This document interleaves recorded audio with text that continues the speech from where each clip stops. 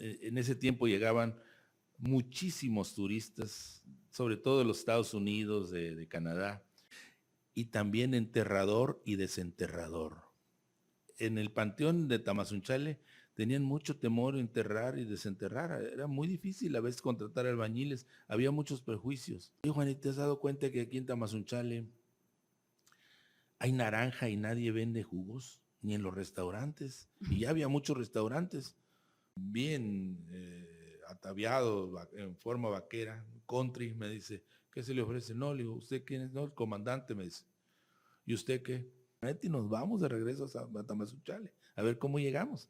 Ojalá no vaya a hacer nada. No, no, no, le digo, yo voy a llegar En en paz. paz, pero no, dices que el señor yo lo conozco, dice, es de armas. Estuve en otros estados de la Unión Americana, en Ohio, en Texas, en Carolina del Sur, pero siempre pensando en la tierra me regresé.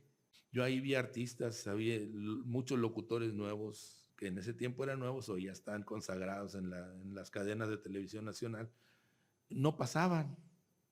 Donde Sí. quiera que voy siempre hablo de Tamazunchale. A veces mi esposa dice, ya no hables de Tamazunchale. Hace poco tuvimos un viaje y de regreso pues ya los traía atiborrados de Tamazunchale. Relax, masajes relajantes. Allens, Social Marketing, presentan.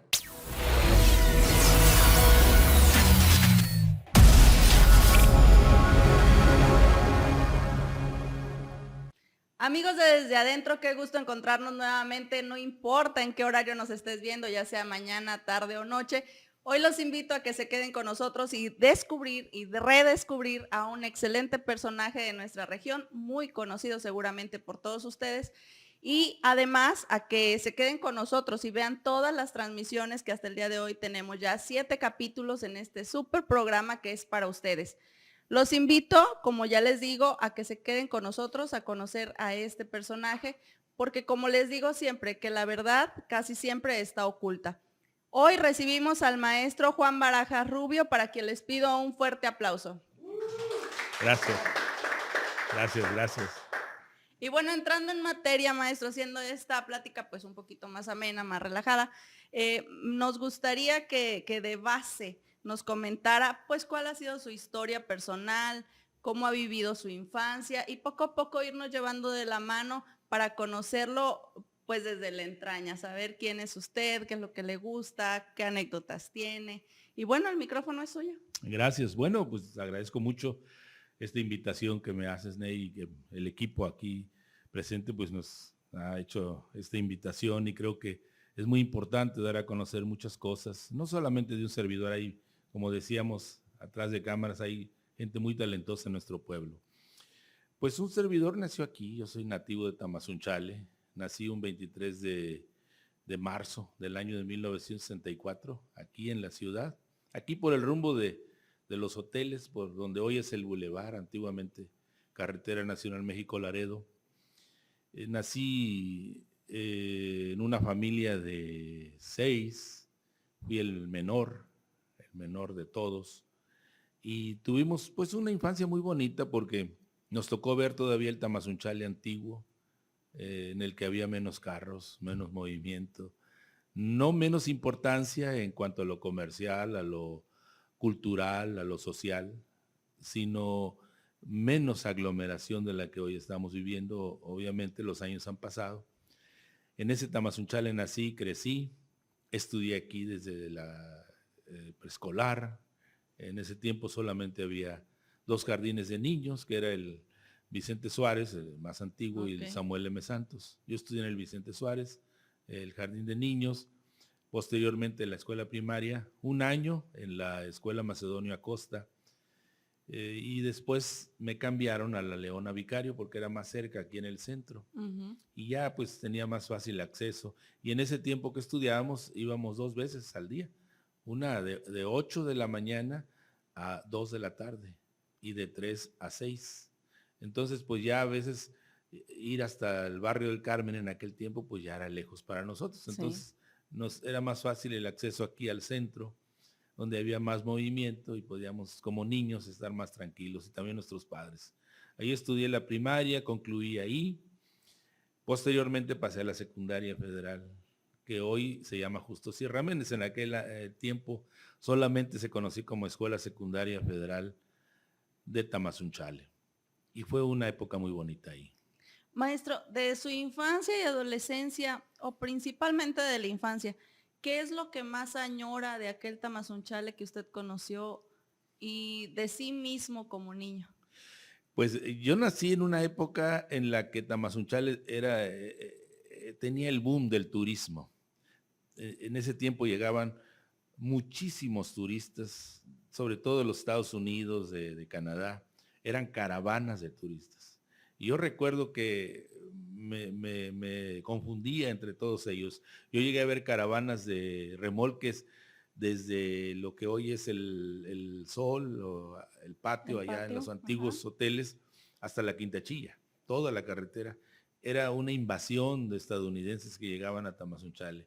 De ahí el establecimiento de la hotelería, que hubo muchos hoteles. Entonces, yo como niño disfrutaba mucho interactuar con los estadounidenses. De ahí me nació el interés por hablar inglés. Okay. Y también mi padre, porque decía, aprende para que hables con ellos. Y los estadounidenses, los americanos, les decíamos, nos daban dulces, carritos. Éramos muy dichosos porque en ese tiempo no había productos importados como hoy que tenemos a la vuelta de la esquina. En aquellos años, pues ellos nos traían ya carritos metálicos con puertitas que se abrían, cajuelitas. Era otra cosa, no era una novedad, era algo, era muy avanzado para nosotros. Aquí había carritos de plástico, de lámina, todavía no había ese tipo de cosas. Monitos muy bonitos, unos dulces exquisitos que nos daban. Esa infancia me tocó jugar sobre la carretera nacional. Allá llegaba a pasar a veces, cuando no había mucho movimiento turístico, un vehículo. Entonces jugábamos cascaritas sobre la carretera, de fútbol, de béisbol. Con muchísimo espacio, ¿no? Sí, había espacio, había... uno de mis hermanos con el que más, todos tuve trato obviamente, pero mi hermano Daniel, él me llevó para todos lados. Íbamos al río, íbamos ¿Es mayor que usted? Sí, es mayor que yo. Íbamos a las pozas, hasta en los pleitos que se echaban cuando eran jóvenes con otros amiguitos ahí. Ahí estaba yo de niño presenciando eso. Después ya salían bien, pero con él íbamos al circo, en ese tiempo llegaban muchos circos a Tamazunchale. Entonces, pues seguido estábamos ahí viendo los animales, esperando la función, en fin, fue una infancia muy bonita. La verdad, estoy muy feliz de haber sido dichoso en esa época. Y escuché que mencionó a su padre que lo invitaba a, pues, a aprender el inglés, pero de su padre, ¿qué es lo que recuerda? Bueno, mi papá fue un hombre muy sencillo. En aquellos años era admirable porque mi papá nació en el año de 1917. Okay. En su época había escuelas de 3 años nada más, no había de 6. Le llamaban escuela elemental. Pero era un hombre con una capacidad muy grande porque era autodidacta.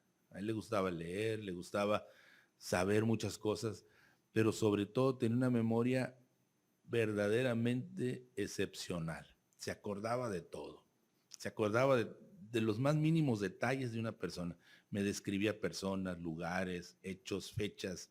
Entonces, esos 3 años de primaria creo que mi papá los aprovechó al máximo porque escribía muy bien. Tenía una ortografía muy bonita, muy completa y una forma de escribir especial, manuscrita, muy bonita, y leía propiamente y hablaba propiamente. Bueno, a mí me sorprendía que a veces había personas que tenían más grado de educación y todo. Mi papá a veces se les corregía muy sutilmente, les decía, no se dice así, se dice de esta manera. Okay. Es incorrecta esa palabra. Y yo recuerdo a mi papá, aparte de eso, pues fue un hombre muy responsable, muy trabajador, muy dado a la familia, porque él veía de dónde, en aquel tiempo pues mi papá no tuvo más estudios, entonces él buscaba la forma de agenciarse dinero para llevar un ingreso para la casa. Y realmente nunca faltó. Siempre, siempre tuvimos. Bueno, hubo épocas en las que, por ejemplo, les tocó todavía a mis hermanos muchos años atrás, en los 50, principios de los 60, en que sí estuvieron un poco más apretados económicamente, porque casi no había trabajo. Entonces mi papá tenía que buscar lo que fuera. Principalmente, ¿a qué se dedicaba su papá? Al principio en todo. Bueno, tuvo oficios muy, muy especiales. Fue pintor, llegó a ser albañil y también enterrador y desenterrador. En el panteón de Tamazunchale tenían mucho temor enterrar y desenterrar. Era muy difícil a veces contratar albañiles. Había muchos prejuicios. Ajá. Entonces, mi papá se dedicaba a eso. Enterraba y desenterraba. ¿Por qué digo desenterraba? Porque en la época de la carretera nacional hubo muchísimos accidentes, que en ese tiempo había muy poca comunicación. Se accidentaban pipas, trailers, y morían los operadores, los enterraban aquí. A los 15, 20 días venían las agencias o los dueños de las agencias o gente, familiares de ellos, y decían, me lo llevo. Me voy a llevar mi cuerpo. Entonces iban a ver a mi papá y le decían, oiga, sabemos que usted hace este trabajo. Pues sí, claro que costaba, era caro, pero era muy delicado sacar ya un cuerpo en descomposición después de días. Era algo muy, muy, muy fuerte. Pero mi papá tenía máscaras. Yo recuerdo unas máscaras de esas de antigás que usaron en la Segunda Guerra Mundial. Él tenía máscaras para no aspirar los malos olores del cuerpo. Y hubo una anécdota que yo la registré en uno de mis libros de un señor de aquí de Tamazunchale que falleció. Sí. Y fueron a ver a mi papá para que pues lo arreglara la gaveta, porque ellos tenían gavetas en el panteón, no eran fosas, eran gavetas. Y ya mi papá y uno de mis hermanos, el mayor que le ayudaba, pues, todavía pues, andaba en sus 14, 13 años, ya podía ayudarle a mi papá. Sí. Y como te digo, no muchos empleados, no muchos ayudantes querían hacer este trabajo. Entonces mi papá normalmente trabajaba de noche. Él lo hacía de noche. No tenía, él nunca tuvo temor. Yo recuerdo, sí, tal vez por su fe, porque él tenía una fe muy, muy arraigada. Bueno. Entonces no tenía miedo de nada. Él hacía su trabajo de noche.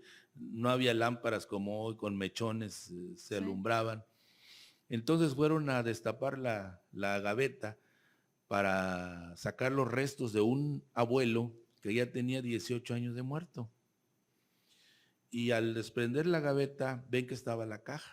La caja estaba completa.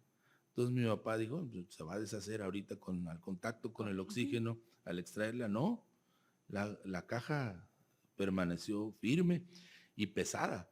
Y al sacarla él, encontraron que el cadáver estaba dormido. No estaba deshecho, no estaba momificado, no estaba putrefacto, absolutamente nada. Estaba totalmente dormido.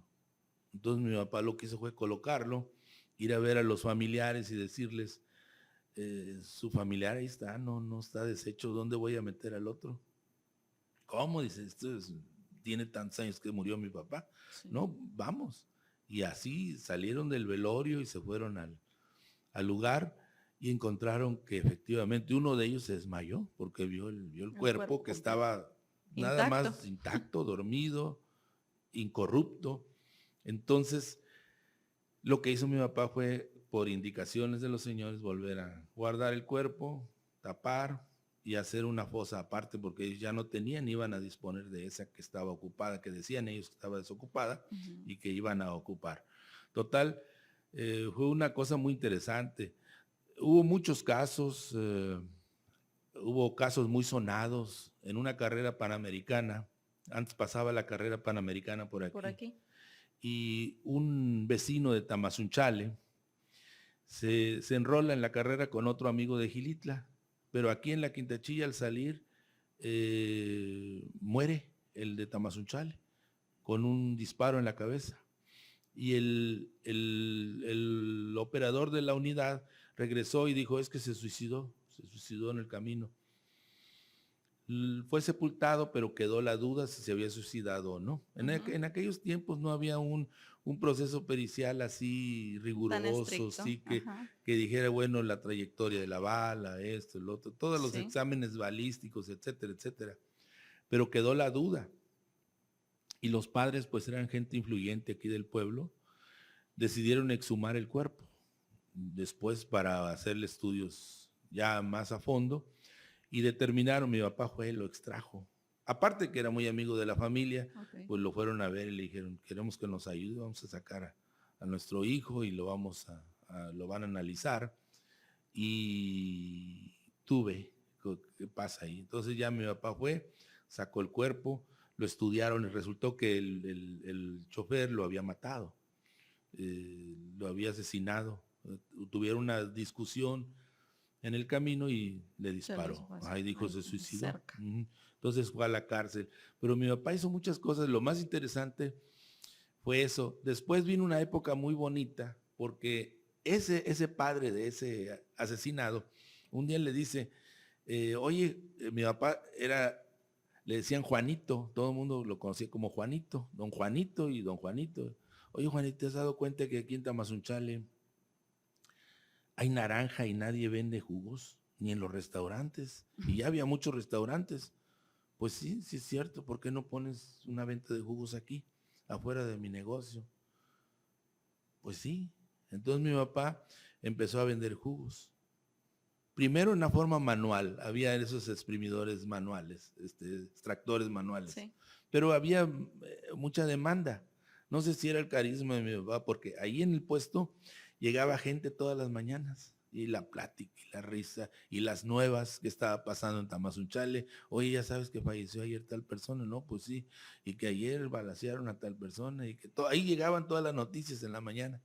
Entonces se juntaba mucha gente, y ya no se daba abasto, hasta que un día un amigo de Cárdenas, que era inventor, pasó por aquí, mi papá no lo conocía. Le dijo, no, con ese extractor no va a hacer nada. Mire, hace muy poco jugo. Y usted necesita una cantidad, porque mire cuánta gente se le está yendo, porque pasaban los muchachos a la escuela, los papás querían jugo para sus desayunos. Entonces, le voy a inventar un aparato. Y le inventó un aparato, un extractor casero, como decimos popularmente, hechizo, de madera, con una olla, una piña, una figura metálica de acero inoxidable donde ponía la naranja para extraer el jugo, y un motor. Y esa fue una mina de oro para mi papá.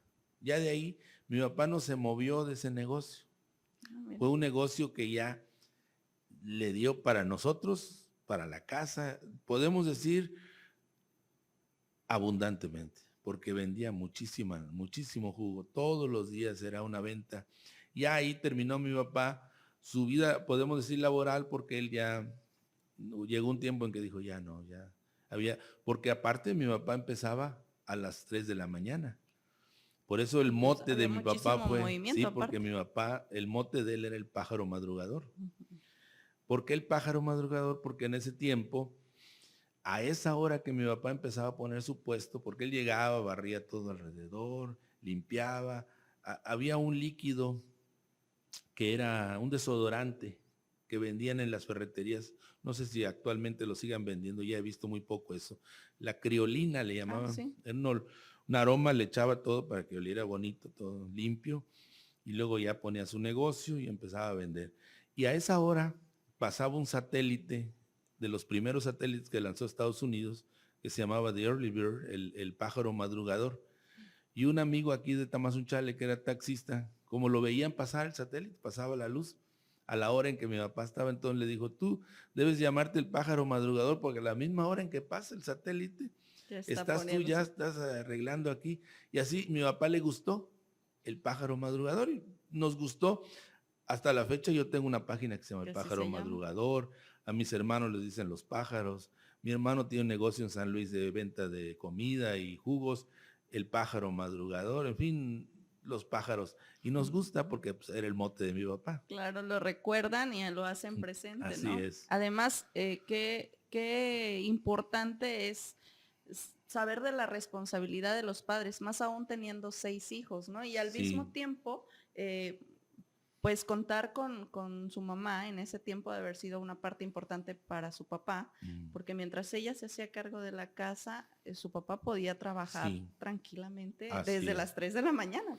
Sí, pues mi mamá era una mujer de carácter muy fuerte, fuerte en el sentido de que le daba a mi papá ánimo, porque mi papá, así como era de platicador, hay muchas personas que conocieron muy bien a mi papá y nunca lo vimos enojado.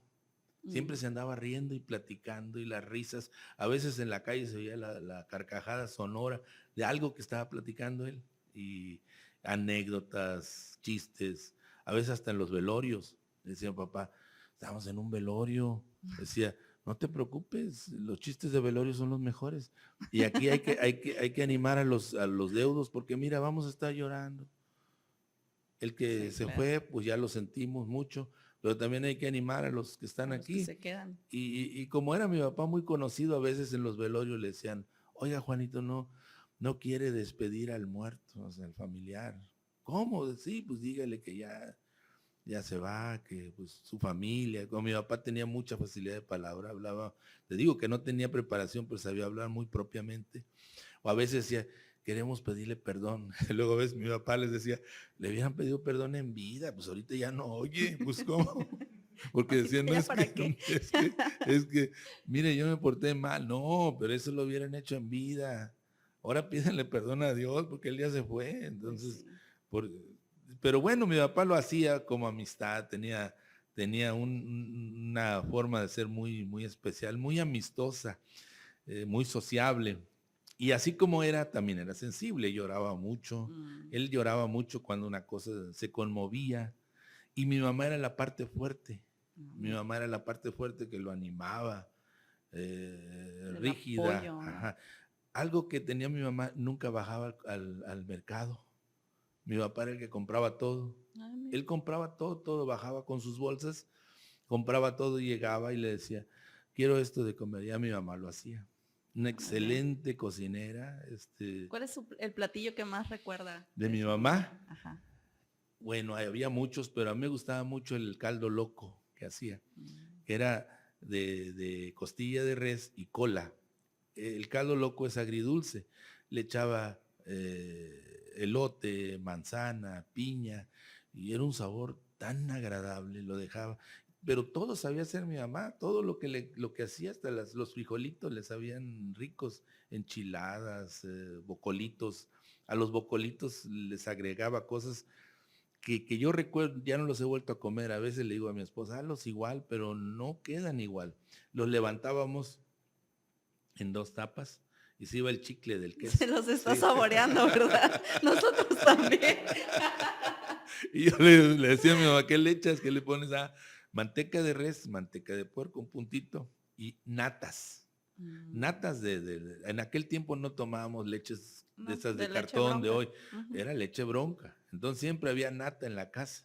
Ah, mire. Luego, teniendo 6 hijos y grandes todos, que sabían comer, ¿eh? Entonces mi papá no compraba 1 litro, 2 litros, compraba mucho, una olla grande.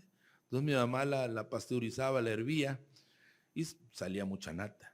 Y esa nata la revolvía con la masa y quedaban los bocoles tostaditos, exquisitos, ¿no? Una salsa molcajeteada. Y eran unos desayunos. No, no, no.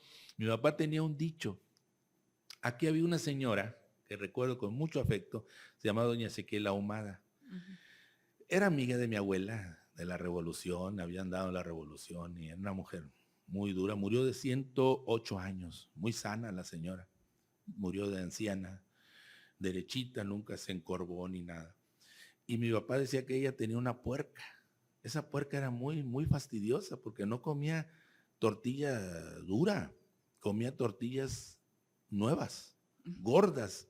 Entonces la señora estaba haciendo las tortillas a mano en el comal y la puerca estaba ya con la trompa esperando las tortillas y agarraba y las aventaba y la puerca las cachaba y había otra. Entonces mi papá cuando todos estábamos así esperando las enchiladas y los bocoles decía, ustedes están como la puerca de Ezequiel Ahumada, esperando las calientes nada más porque todos estábamos a la expectativa de que llegaba el platón con más enchiladas, bocoles, pues todos grandes, hombres muy grandes, mis hermanos son de complexión grande, entonces, pues vivir en la casa era muy interesante, sin duda. ¿Y la convivencia con 6 hermanos? ¿Sí llegó un punto en que estuvieron todos juntos en la casa o ya Todos. habían Bueno, mi partido papá era de los algunos? que le gustaba tener a todos juntos, Ah, muy bien. todos en la mesa, sentados, comiendo a la vez. No había fuera de horario. O sea, mi mamá decía, aquí no es restaurante. Tenemos un horario para comer, para desayunar. Ya el que quiera, casi no nos acostumbraron a cenar. Y así hemos quedado acostumbrados. Sí, tomamos una cosita muy ligera en la noche, pero mi papá nos decía, no, no, les va a caer mal la cena.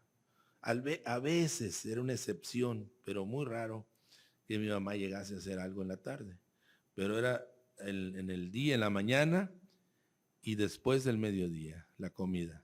Y ya no había otro horario, porque ya todos reunidos. Y luego pues era una laraca, era una plática, pues todos hablando, nada más una mujer, 5 hombres, entonces todos hablando, la risa, la plática y mi papá contando anécdotas y chistes y risa y mi mamá pues moviendo la cabeza nada más porque era más seria ella decía, ay, qué cosas dices, ¿no? Y la risa. Entonces era muy bonito el ambiente familiar. Siempre había como un equilibrio, ¿verdad? Siempre. Pero como te digo, mi mamá fue fuerte. Era fuerte en su forma de ser. Su vida decía que ella había vivido un tiempo en el que había pasado momentos difíciles y eso le había formado un carácter muy fuerte, un temple. Maestro, pues está súper interesante su plática, igualmente muy amena. Vamos a ir un corte rapidísimo y quédense con nosotros que esto se va a poner muchísimo mejor. Te presentamos Relax. Alivia el estrés, la presión de espalda y cuello con masajes que te ayudarán a dormir mejor. En Relax encuentra los servicios de masaje facial en manos, pies y espalda. Contáctanos al 483-110-4532. Ubicados en Framoyán número 120, Colonia Loma Bonita. Masajes relajantes Relax. Amigos, regresamos ya al segundo bloque con este súper invitado en esta súper plática muy amena en la que estamos hoy, disfrutando mucho de su tema personal, de la infancia, de cómo vivió con sus padres, de las anécdotas que tiene con su padre, con sus hijos, perdón, con sus hermanos. Y pues vamos a pasar en este bloque, vamos a tratar de ver pues cómo es su actualidad en familia, ¿no? Maestro Juan Barajas, pues sabemos que usted tiene un matrimonio consolidado desde hace muchos años. ¿Cómo fue este acercamiento con su esposa? ¿Cómo la conoció? ¿Cómo la conquistó? ¿Qué parte es lo que más le gusta de esta relación? Bueno, ha sido un tiempo cumplimos recientemente 35 años de casados. Entonces ha sido un tiempo muy bonito porque pues tuvimos un noviazgo muy, muy, muy intenso, muy bonito. ¿Cuántos años de noviazgo? 3. 3. Yo daba clases y ella estudiaba en esa escuela. Ok. Entonces ahí la conocí y ya empezamos a tener una relación, pero fue algo muy especial porque ella es de San Felipe y en ese tiempo había condiciones y requisitos. Me dijo, si quieres ser mi novio, me hablaba de ustedes de Leops, yo era maestro ya. Si quieres ser mi novio, tiene que ir a hablar con mis papás. Y luego a ver si Vemos. ellos, sí. Entonces dije, bueno, sí voy a ir, de verdad, sí voy a ir. Y fui. Y recuerdo, en ese tiempo ir a San Felipe era una proeza. No había carretera, era una brecha. Íbamos en camionetas como ganado, en camionetas con tubular, íbamos, a veces se quedaban las camionetas a medio camino por lo malo que estaba el trazo de la carretera, que hoy con mucha facilidad llega, pero en ese tiempo estaba horrible. Pero no se me hizo difícil, yo llegué, pero recuerdo que iba yo en el camino. Que el amor lo impulsaba. No, me impulsaba. Entonces iba yo en el camino y me dice el chofer, amigo el chofer, me dice, ¿a dónde vas si no es indiscreción? No, le digo, voy aquí a San Felipe, voy a ver a los papás de una chica que me interesa y quiero que sea mi novia. Dice, ¿puedes saber quiénes son? No, pues mi suegro se llama así, ya está. Cuidado, dice, porque ellos son de armas. Ese señor es de armas. No vaya a ser que, mire, le voy a decir una cosa, yo me voy a quedar aquí esperando. Si le hacen algo, corra y se sube a la camioneta y nos vamos de regreso a Tamazunchale, a ver cómo llegamos. Ojalá no vaya a hacer nada. No, yo voy a llegar En en paz. paz. Pero no, dices que el Señor yo lo conozco, dices, de armas. Entonces, llegué a San Felipe y lo primero que hice, porque no sabía dónde vivían. Mi novia me dio ciertas indicaciones, pero pues no conocía muy bien. Ya llegué yo ahí a la comandancia y recuerdo que salió un tipo así como del oeste, con pistola bajada, altote, muy güero, bien ataviado en forma vaquera, country. Me dice, ¿qué se le ofrece? No, le digo, ¿usted quién es? No, el comandante, me dice. ¿Y usted qué? No, le digo, vengo a ver a un señor de nombre tal, tal. Así, ¿para qué lo quiere? Él es mi primo. No, bueno, yo vengo por un asunto. ¿De qué? Me dice, de ganado. Sí, de ganado. Dice, él compra, dice, compra y vende. ¿De qué se puede saber de qué? No, una potranca. Ah, sí, él compra, pero yo lo estaba haciendo de otra manera, ¿no? Sí, él compra eso, véngase. Ya me llevó a una calle y me dijo, váyase aquí derecho. Y él viéndome, derechito y allá, hasta el fondo, hacia la izquierda. Y ahí vive el Señor. Y ahí va yo caminando, me encuentro un amigo de mi padre y me dice, ¿dónde vas? No, pues voy a buscar. Ah, sí, aquí adelante vive. Dice, mira, te vas ahí a la izquierda. Pero en el camino me encuentro a mi suegro con sus hijos. Pero yo dije, ese era el Señor. Lo vi muy rígido, muy estricto así. Iba al mercado, pero dije, la cosa no es en la calle, tiene que ser en su casa. Sí. Entonces yo me pasé de lado. Y ya llegué y dije, ¿será aquí? Y ya pregunté, estaba un señor echando sillas para montar en una camioneta y reatas y todo. Le digo, señor, también un vaquero. Le digo, ¿dónde vive el señor? ¿Para qué lo quiere? Así con una hostilidad, así, no, pues yo vengo a un asunto, ahí vive, es mi primo, ahí vive enfrente. Ya me crucé la calle y platicamos, ya estaba la señora ahí. Lo típico, ¿verdad? Aseando la casa para recibir, porque ya mi novia ya les Ya le había había dicho. dicho. O la chica más bien, porque todavía no era mi novia. Ajá. Entonces ya se dio, llegó mi suegro más tarde con pan de San Felipe, con comida, todo para... Ya tenían todo preparado, nada más que era la pura ceremonia, ¿no? Ok. Y ya le eché una buena plática, un buen rollo. A ver si podía, ¿verdad? No creo los mareó hasta que dijeron que sí. No, hasta que dijo él, ¿no? Hasta que él dijo, bueno, pero usted viene a otro asunto, ¿a qué viene? Algo trae. Le digo, no, bueno, sí, la verdad que sí, mire, yo acabo de conocer a su hija. Ah, bueno, por ahí hubiéramos empezado. Se puso medio, ya cambió Tenso el el asunto. aspecto, sí. Ajá. No, le digo, mire, yo acabo de conocer a su hija y ella me dijo que yo viniera a hablar con ustedes. Ah, bueno, entonces ya le habló a mi esposa. Ya salió, le dijo, ¿cómo ves, hija? No, pues sí, papá, pero yo le pedí que viniera a hablar. No, pues está bien, y ya las reglas típicas del noviazgo. ¿Qué Y le ya, dijeron? después ya ¿De se hizo reglas qué le dijeron? pues que nada de noche, en lo oscuro, que ahí en la casa, que a ciertas horas, y Muy que bien. mucho cuidado, porque sabían algo, pues, y que pues todas las cosas derechas. Entonces se hizo. Ya después hizo un convivio ahí en grande. Mi suegro llamó a su mamá, a sus hermanos, sus tíos, la familia. Se hizo Como si lo hubiera ido a pedir, casi. No, después vino el pedimento. El Bueno, pedimento después de fue en 3 otra años. ocasión, Ah, sí. ok. En ese tiempo ya no piden. Hoy llegan las chicas ya embarazadas, para ya voy a dar a luz. No, ¿cómo? Todavía ni te has casado. Diga, pues ya. No, en ese tiempo se pedía. Entonces, el pedimento era toda una ceremonia. Yo llevé 2 padrinos de aquí de Tamazunchale. Esos tenían que hablar muy bien de mí, ¿verdad? Ante la familia. Lo Y tenían que vender. sí, así es, así es. Y de parte de ella también tenía familia ahí que ella estaba esperando. Llevamos sacahuiles de aquí, comida, todo para allá. Nos fuimos en varias camionetas a pedir. Un 25 de diciembre de 1986. Y llegamos allá muy bien, todo muy bien, se hizo un fiestón, los padrinos me resultaron excelentes. Eran gente que ya conocíamos aquí en Tamazunchale que ocupaban para esas ceremonias, que sabían hablar. Entonces, Ok. hablaron maravillas de un servidor ahí y por parte de ella también los familiares. Y ya entonces hacía un convivio y se fijó la fecha para el matrimonio. Y ya de ahí ya nos casamos. ¿Y cuándo fue la fecha del matrimonio? El 30 de mayo de 1977. 1987, perdón. ¿Cuántos 1987. años tenía usted en ese tiempo? 23. Wow, joven. Se Sí, muy casaron joven. jóvenes. Mi esposa cumplía en ese tiempo 19 años. Ese día, Mire, muy bien. el día de la boda, cumplía 19 años. Y ese día nos casamos.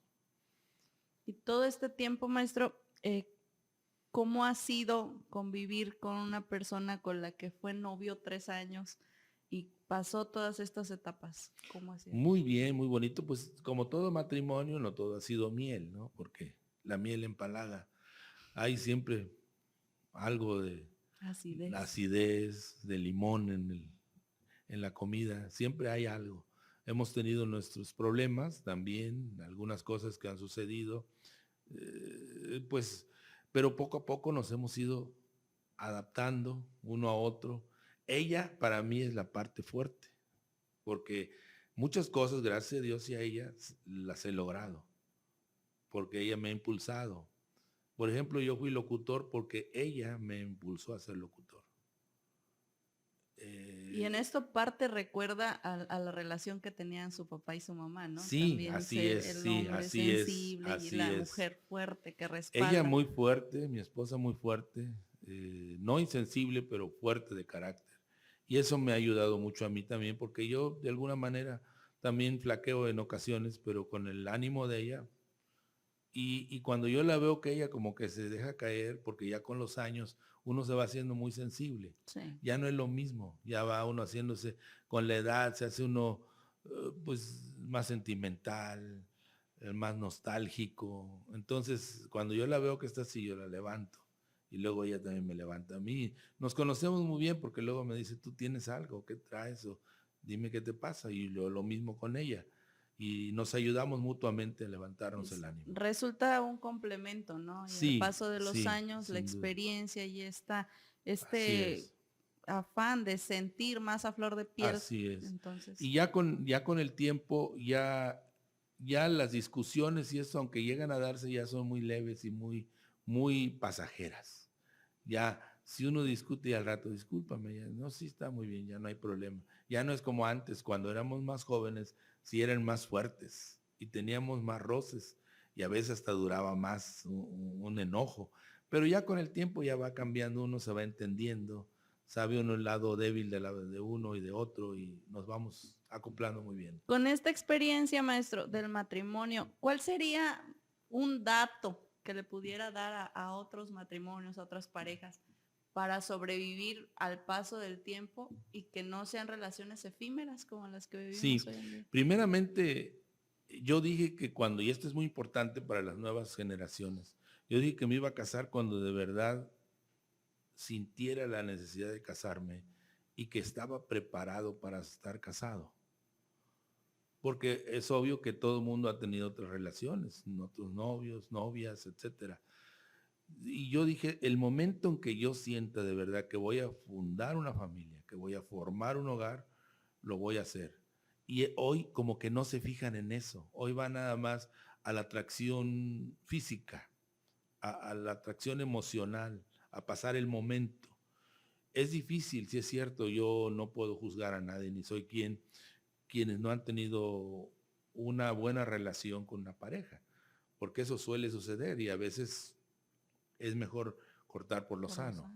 Pero debemos, el primer paso, fijarnos muy bien, sobre todo los jóvenes, con quién, analizar las cosas, cómo es la persona. Uno nunca va a acabar de conocerse, siempre va a haber mucho que encontrar de la persona.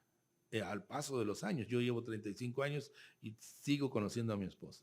Entonces, conocerse y decidir bien ambos, porque a lo mejor uno sí está decidido, el otro no. El otro puede decir que sí, pero uno pues como que no, y ahí está. Y al rato viene una relación fallida, una relación que sobre todo peor cuando ya hay familia. Cuando no hay, bueno, cada quien agarra a su lado y se va. Pero cuando hay familia es cuando sufren los niños, los hijos. Dicen, pues ya, mi papá se fue por un lado, mi mamá se fue por otro y aquí, y ya quedó esto deshecho. Por eso deben de fijarse muy bien, analizarse, conocerse No son relaciones de 2, 3 días, ya me voy a casar mañana. No, tampoco muy largas. Sí, deben de ser en un término medio. Yo me llevé 3 años y más o menos analicé a mi esposa y ella a mí. Claro. Y de esa manera sobrevivimos, aún así casados, todavía tuvimos problemas. Pero los subsanamos, los sacamos adelante y salió todo bien. Y de este, pues, gran amor vienen los hijos. Así es. ¿Cuándo fue que nació su Nosotros primer hijo? tardamos 6 años y medio en tener hijos. De Ok. hecho, buscamos todos los medios para, medios, digamos, científicos, médicos, para tener familia, Ok. porque no hallaba nada. Tanto ella como yo estábamos sanos. Y bueno, llegó un médico en Estados Unidos a decirnos, porque nos recomendaron un excelente ginecólogo en Estados Unidos, lo fuimos a ver y nos trató mucho. También gastamos demasiado en esto, pero nos trató mucho y al final nos dijo, ¿saben qué? Ustedes no son compatibles como esposos. Digo, a ver, nosotros hemos tenido parejas, dice, que nunca han podido tener familia con tratamientos y cuando están jóvenes, cuando están solos. Cuando ya se separan, cada quien tiene por su lado familia. Ah, no me la sabía. Qué bárbaro. Sí, nosotros tenemos ejemplos de eso. O sea, entonces nos está recomendando que nos... Que se separen. No, nada más le estoy diciendo que eso suele suceder. Porque no le hallamos nada. O sea, nos hacían, en Estados Físicamente Unidos nos bien. hacían estudios muy concienzudos, muy modernos para la medicina en ese tiempo. ¿Cuánto tiempo tuvieron este 6 años y medio. Wow. Entonces decidimos poner esto en las manos de Dios y decirle a mi esposa, ¿sabes qué? Aquí el médico puede decir esto, pero Dios dice otra cosa. Hay que ponerlo. Mi esposa sufría mucho porque pues la encontraban las amigas en la calle y a veces le decían, fíjate, te invito a una fiesta de niños. Pero ustedes no tienen niños. No, pues llegaba mi esposa llorando, toda abatida porque le habían dicho ya, es que no tenemos niños y ya ella se veía como que estaba desahuciada, como que algo ya no iba a haber nunca familia. Pensamos en la adopción, pero no quiso ella finalmente.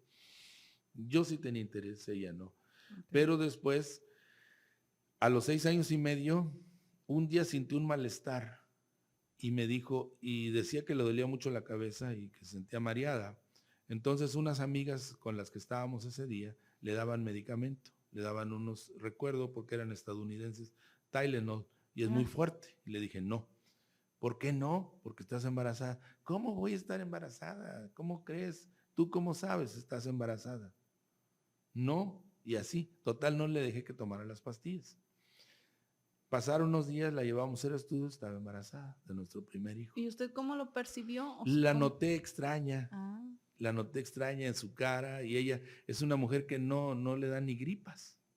Muy fuerte, muy entonces. Fuerte, físicamente, muy fuerte. Entonces, dije yo, ¿estás embarazada? Y sí, salió nuestro primer hijo, Juan. Nació un mes de enero del año de 1994. Wow. Febrero, y esta perdón, noticia, 26 de pues febrero. me imagino que sí, fue para toda la familia. Luego vino ¿no? el segundo y luego el tercero. ¿Y los 3 son varones? 3, Juan, Obed, Alejandro y Josué. Ay, mire, qué alegría, ¿no? Y qué importancia es a veces dejarse en las manos de Dios, Así de nuestra fe, sea cual sea, y empezar a creer no solo en los científicos, sino en... Sí, pues como te digo, nosotros ya no teníamos según remedio, porque el doctor nos decía, miren, ya intentamos los métodos más modernos de gestación y no. Entonces, ustedes no son compatibles. Pero gracias a Dios nacieron nuestros hijos. Y de las vivencias de sus hijos, ¿qué es lo que más guarda? Pues todas, fueron unos niños muy inquietos, chiquitos, nos llevábamos muy bien como niños, hasta la fecha tenemos mucho acercamiento.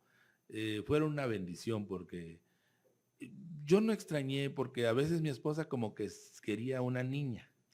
Y le digo, no, yo no extraño, si Dios nos da una niña, bien, si no, no. Pero como fueron cesáreas, la tercera ya era muy delicada, nos dijo el doctor, ya no más, porque la piel se va desgastando mucho y es peligroso.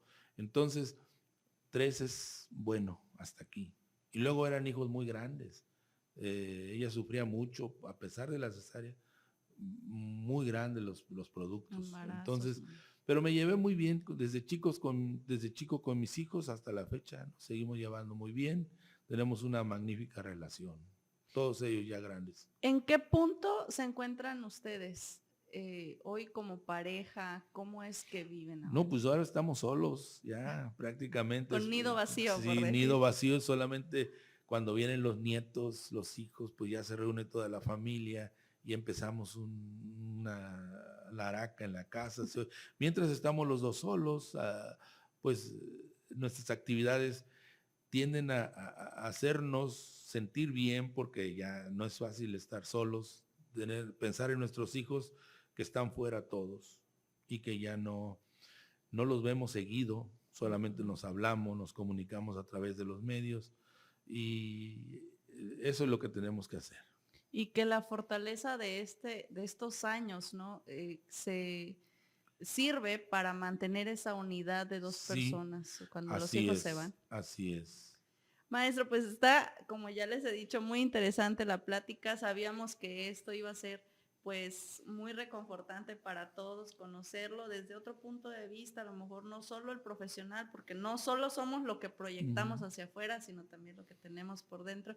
Y pues me gustaría que nos acompañe en el siguiente bloque, donde vamos a platicar un poco más sobre su experiencia profesional, que seguramente es muy vasta, que ya lo reconocemos también, y donde nos va a platicar también sobre pues cómo vive actualmente en lo profesional. Vamos y volvemos, amigos, quédense con nosotros, los invito a que se queden en nuestras páginas y redes sociales y no se pierdan el último bloque de Desde Adentro con el profesor Juan Barajas Rubio. Te presentamos Agents, agencia de marketing digital. Contamos con manejo en redes sociales, diseño gráfico, edición de video y te ayudamos a posicionar tu empresa en el mercado virtual. Contáctanos al 442-327-7912 o al 483-111-4318. Agents, agencia de marketing digital. Amigos, regresamos ya al tercer bloque de Desde Adentro y súper contentos por esta visita que nos hace el profesor Juan Barajas Rubio. Ya platicamos sobre su infancia, su adolescencia, ya platicamos sobre un poco su familia nuclear. Y maestro, ahora me gustaría que nos cuente, pues, cómo ha sido esta parte de formar parte de tantos ámbitos laborales en los que se ha desempeñado. La verdad que sí, he sido muy inquieto en ese aspecto. Sí. Pues cuando ya termino la secundaria, voy a la preparatoria aquí de la ciudad, era en ese tiempo de 2 años, y un buen amigo, tanto de mi padre como mío, me invita a estudiar a los Estados Unidos. Me consigue una beca para estudiar.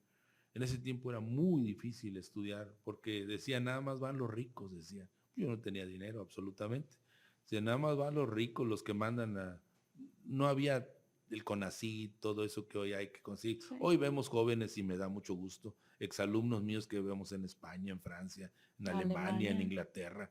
Me da mucho gusto, porque hay mucha facilidad. Sí. Pero en ese tiempo no. Entonces, yo estudié la prepa. Cuando estaba terminando, me surge esta oportunidad y mi papá me dice, sí, pero si no te dan la beca en Estados Unidos, mejor haz exámenes en San Luis. Entonces fui a hacer exámenes a la universidad, en la Facultad de Derecho, para estudiar para abogado. Pasé todo, pero en el mes de agosto de 1979 llegaron los documentos para ir a estudiar a Estados Unidos. Entonces mi papá me dijo, tú decides si vas a San Luis o te vas a Estados Unidos. A mí me gustaría que te fueras allá, porque vas a ver otro mundo, vas a aprender otras cosas. Entonces decidí estudiar en los Estados Unidos. Y como la percepción de su papá, ¿no? Que a pesar de que sí. Dice uno, es no, una y además que de que, como te digo, era de un hogar así de esos, de que todos bien juntos. Unido. Pero mandarme a Estados Unidos tan lejos, en ese tiempo no había internet, no había nada. Llegué a Carolina del Sur en el mes de septiembre de 1979 a estudiar a una escuela donde no había hispanos, donde era anglo. totalmente. Y no era una escuela donde me iban a enseñar la gramática como en las escuelas tradicionales. Vas a aprender inglés de esta manera. No, a mí me insertaron en un grupo donde yo tenía que aprender. Recuerdo que llegaba la maestra o el maestro, daba la lección y decía, Juan, would you please explain me the class? Explíqueme la clase. Y yo me quedaba sin hablar porque no sabía todavía. Pero ella seguía, iba a ver a otro y al otro día, o venía al rato otro maestro y se hacía lo mismo, pero nadie me juzgaba si sabía o no. Él o ella tomaban la decisión de hablar con otro. A los 6 meses ya estaba yo contestando, ya estaba hablando yo inglés.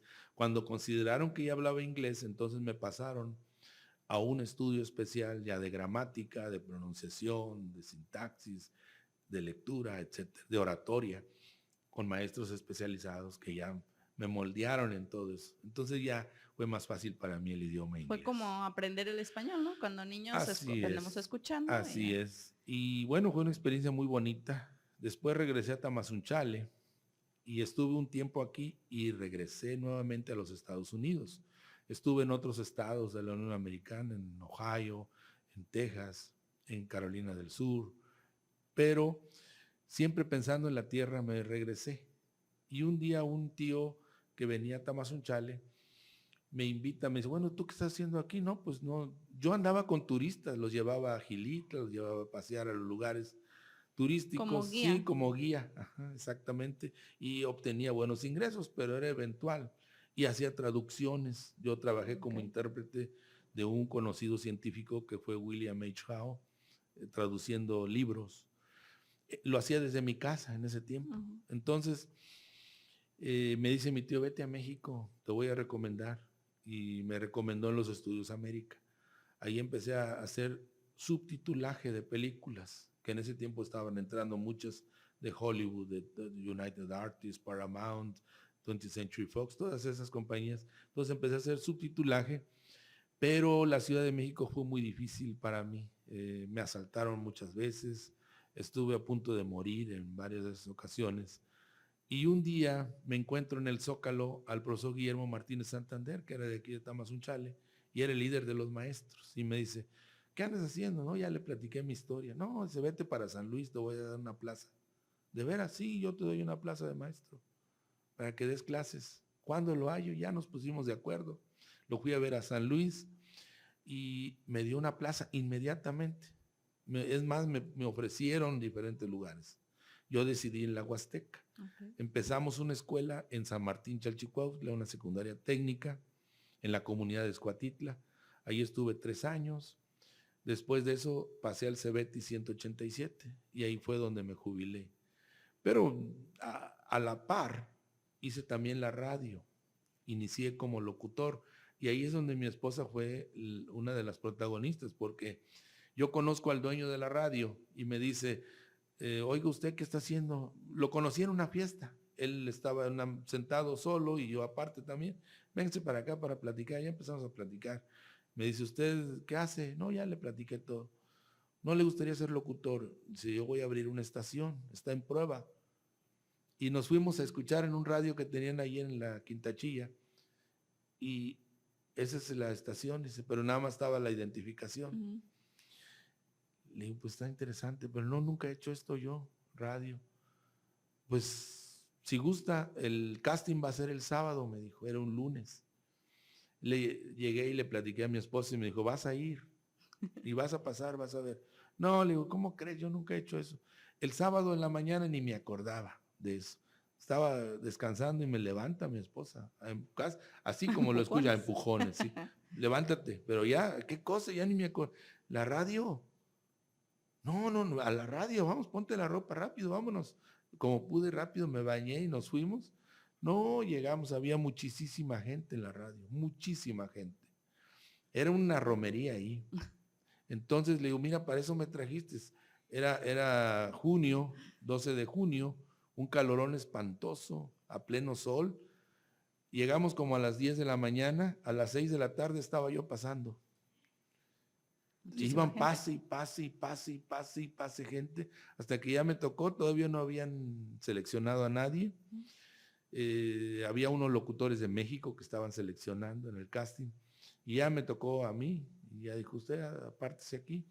Y ya más noche otros 2 y así 3, 4 salimos y ya nos quedamos en la radio. Un año trabajé como empírico. Okay. Empírico porque pues no sabía, iba aprendiendo. Entonces le dije al dueño, le digo, bueno, yo estoy aquí, pero la radio, ¿qué? ¿Hay algo, un certificado, un estudio, una certificación, etcétera? Sí hay, dice, pero en la Ciudad de México tiene que ir a la unidad de radio, televisión y cinematografía. Le digo, bueno, ¿usted me recomienda o cómo le hago? Sí, mire, yo le voy a ayudar con los días, vaya si yo le voy a pagar los días, porque tiene que ir ciertos días a la semana. Y es muy pesado viajar a México y todo, pero háganle la lucha. En ese tiempo nos hacían exámenes, nos hacían examen de cabina. Los clasificaban, sí, ¿no? Era muy, bueno, con decirles que había artistas que hacían anuncios comerciales, porque no nada más hacen anuncios y ya, tienen que tener un título de locutor, los que hacen comerciales. Los comerciales.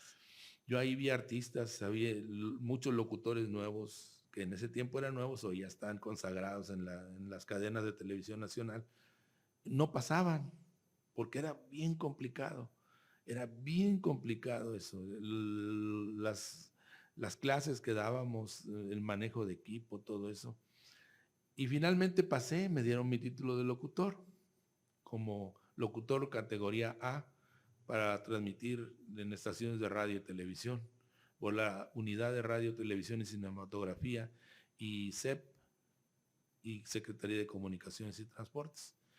Y después, pues ya regresé a Tamazunchale en la radio. La radio me dio reconocimiento a tal grado que pues llegué a incursionar en la vida política también. Entré ya, de hecho siempre había participado en la política, pero me dio más fuerza para entrar, Más porque cercanía. me conocían, claro. Entonces llegué a ser presidente del partido. Había ocupado todos los puestos de un partido político, hasta llegar a ser presidente de partido. Luego fui consejero estatal, nacional, regidor y en 2 ocasiones presidente municipal interino de Tamazunchale. La política es muy bonita y en Tamazunchale se tiene una política muy peculiar. Aquí la política de tírele al mono, tírele al chango. El que está en el poder todos lo atacan. Hay que aguantar, como dicen vara, Sí, porque esta política es muy diferente. Algún día dijo un gobernador del estado, dijo, ustedes en Tamazunchale tienen una política pretilera, tiran la piedra y se esconden atrás. Es muy difícil ser político en Tamazunchale, es muy diferente. Muchos dicen, es que el presidente no hace esto, no hace nada de aquello. Ya quisieran estar en los zapatos del presidente. Con las presiones. Porque yo lo he estado y sé lo que es el presidente de Tamazunchale. Ningún municipio tiene tanto movimiento político como Tamazunchale. Si ustedes van a Valles, el presidente está en su despacho, no ven movimiento, nada. Sí hay audiencias y todo, pero aquí el presidente tiene atiborrado la secretaría de personas, ustedes lo han vivido, lleno de gente, audiencias, movimientos, solicitudes de esto. Vivimos en un lugar donde tenemos rodeado más de 100 comunidades que necesitan de todo y que hay que surtirles un poquito de todo. Entonces Tamazunchale se maneja una política muy especial, muy única de Tamazunchale. Y es muy difícil gobernar, pero tenemos que hacerlo porque esto nos tiene que invitar a mejorar nuestro pueblo, a mejorar las condiciones de vida de nuestra gente. Entonces, Tamazunchale es muy difícil. Llegué a ser presidente en 2 ocasiones, interino, que fue una experiencia muy bonita.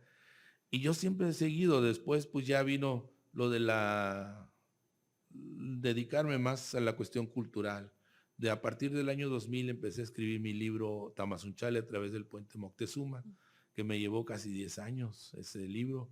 Lo editó el CONACULTA, el Consejo Nacional de Cultura, y posteriormente el libro Efemérides de Tamazunchale y otros sucesos trascendentales, que ya está en su 2ª edición, Supersticiones y leyendas de Tamazunchale, y un tratado sobre la parroquia de San Juan Bautista.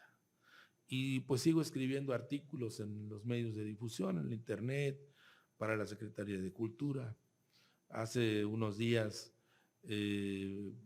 formamos el Consejo Estatal de la Crónica en San Luis Potosí, Ujú. dependiente de la Secretaría de Cultura y el Colegio de San Luis. Y yo quedé como representante de la región huasteca, de los cronistas de la región huasteca. Entonces hay muchos proyectos por delante para darle vida a la historia. Tamazunchale tiene demasiada historia, pero la gente se sorprende porque luego la platica uno y dice, ¿a poco sucedió eso? Inverosímil, ¿no? Sí. No puedo creer, pues sí, pero es que no te la habían contado. La historia ahí está, pero no te la habían contado. Sí. Entonces, Tamazunchale tiene mucho que dar. Y creo que a mí me ha gustado hablar de mi pueblo. Es mi tema. Donde quiera que voy siempre hablo de Tamazunchale. A veces mi esposa dice, ya no hables de Tamazunchale. Hace poco tuvimos un viaje y de regreso pues ya los traía atiborrados de Tamazunchale. Y en el avión dice, oiga, entonces me dijeron, fíjese que vimos Tamazunchale en el avión, porque ahí en la ruta aérea va marcando los por dónde pasos de pasas. Tamazunchale. Hace muchos años, cuando entraba uno por el Golfo, esta es la ruta aérea, la Ciudad de México sale uno hacia el Golfo, pero en aquellos años decían, sobrevolamos Tamazunchale, San Luis Potosí. Hoy ya no dicen, porque hay un monitor, y va uno viendo, sí, y entra. Sí, claro que existe Tamazunchale, ustedes creen que no existe. Ahí está. Es que usted nos habla de Tamazunchale y mucho de que creemos que a lo mejor ni es cierto. No, sí. Tamazunchale tiene mucha historia, mucho renombre. Vean ustedes ahí en el mapa, no está ni Valles, no está ni otra parte, dice Tamazunchale, Tampico o Tamazunchale, otras Toluca o Pachuca, Ciudad de México. ¿Ven? Sí, es que es importante, por supuesto. Y es que además el municipio, además de tener su historia propia, ha sido parte fundamental de la historia del país. Así es. Tiene muchísimos datos donde fue punto Aquí fue focal. la capital del estado huasteco. Que hoy hay un proyecto nuevamente de formalizar 4 estados más de la República y está incluyendo el estado huasteco. Wow. Y como que le están dando forma nuevamente, que esto viene desde la época de Agustín de Iturbide. Ya habían pensado en hacer un estado huasteco, pero ahorita volvió a surgir el tema que lo están llevando a la Cámara para volver a tratarlo. El estado huasteco y la capital sería Tampico. Obviamente va a haber muchos intereses aquí porque no quiere San Luis Potosí ceder una zona tan importante como es la Huasteca. Relevante. Una norte del estado de Veracruz tampoco, sur de Tamaulipas, norte de Hidalgo. Entonces, es difícil, pero se está haciendo el proyecto. ¿Cómo llegan todas estas historias, maestro, pues a generarle esta pasión por darle reconocimiento, no solo a Tamazunchale, sino también a la región? ¿De dónde nace? Pues la mayor parte de estas, bueno, primeramente el interés fue de mi padre, porque a él le gustaba mucho esto, le gustaba mucho hablar de la historia. Y muchas de esas historias me dediqué a estudiarlas, a analizarlas, porque me las platicaba. Entonces, gran parte de la historia, una de las fuentes de la historia es la tradición oral. Pero esa tradición oral hay que comprobarla. ¿Cómo la comprobamos? Con dichos de diferentes actores que hayan vivido ese tiempo.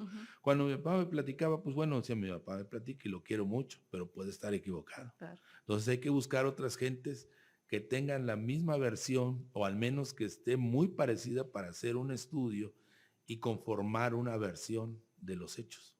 Y así lo hice. Todavía en ese tiempo, ahorita ya hay muy poca gente que viva, que tenga historia viva, que ellos hayan vivido, ya no hay, ya han fallecido la mayor parte de esto. Pero yo recabé mucha de esta historia, la escribí. Y luego, pues los archivos documentales. Tamazunchale, precisamente ayer pasé una efeméride donde el incendio de Tamazunchale, el segundo incendio, quemaron el archivo municipal que teníamos, un archivo precioso, donde había historia de todo, se quemó. De tal manera que no existe. Los archivos que tenemos o lo referente a la historia antigua de Tamazunchale se encuentran en el archivo de la Nación, el Archivo General de la Nación, algo en el Archivo General del Estado.